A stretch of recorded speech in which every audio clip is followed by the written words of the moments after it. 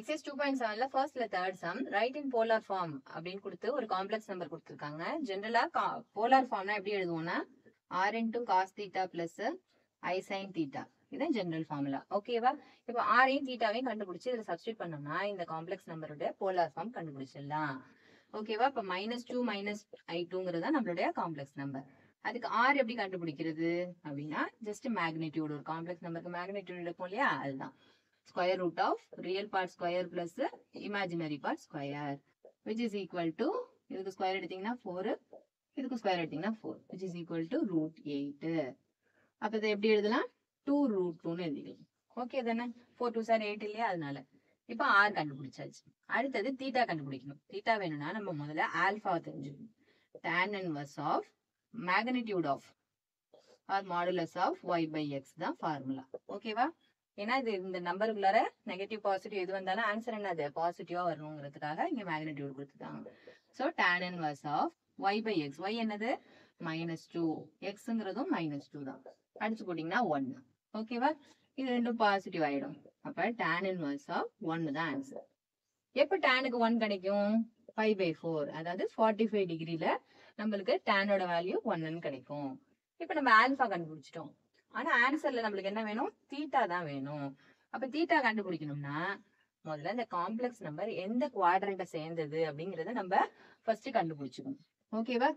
எந்த குவாட்ரண்ட்ங்கிறத வச்சுதான் இந்த ஆங்கிளை நம்ம கண்டுபிடிக்க முடியும். அப்ப ரியலும் இமேஜினரி ரெண்டுமே நெகட்டிவ். ரெண்டுமே நெகட்டிவ்னா எந்த குவாட்ரண்ட் இருக்கு?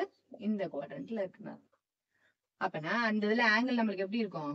-π பிளஸ் ஆல்பா அப்படின்னு இருக்கும். ஓகேவா? ஏன்னா இதுல தீட்டாங்கிறது அப்படி டைரக்டா ஆல்பாவே இருக்கும்.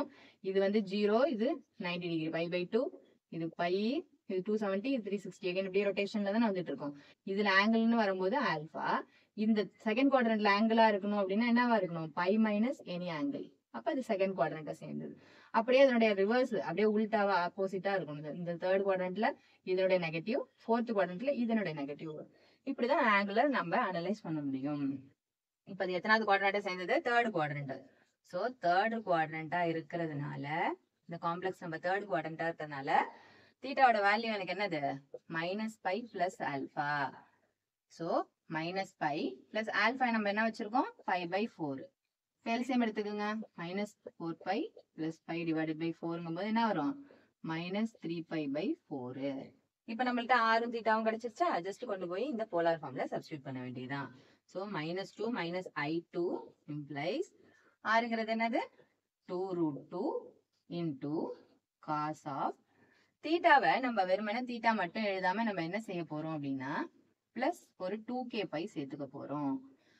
2kπ சேர்த்துக்கிறோம்னா என்னது? ஒரு கம்ப்ளீட் ரொட்டேஷன் அர்த்தம். ஓகேவா? 0 π/2 π, 3π/2, அதுக்கப்புறம் என்னது? 2πன்னு வரும். திருப்பி ஒரு கம்ப்ளீட் ரொட்டேஷன், திருப்பி ஒரு கம்ப்ளீட் ரொட்டேஷன், அப்படியே தானே வந்துட்டே இருக்கும். வேல்யூஸ் திருப்பி மாறாது. அதே வேல்யூஸ்க்குள்ளாரே தான் திருப்பி திருப்பி வரும். அதனாலதான் என்ன செய்ய போறோம்? ஒரு 2kπ ஆட் பண்ணிக்க போறோம். plus I sin of again -3π/4 plus 2kπ. Okay, where k belongs to z. Okay, இதான் polar form.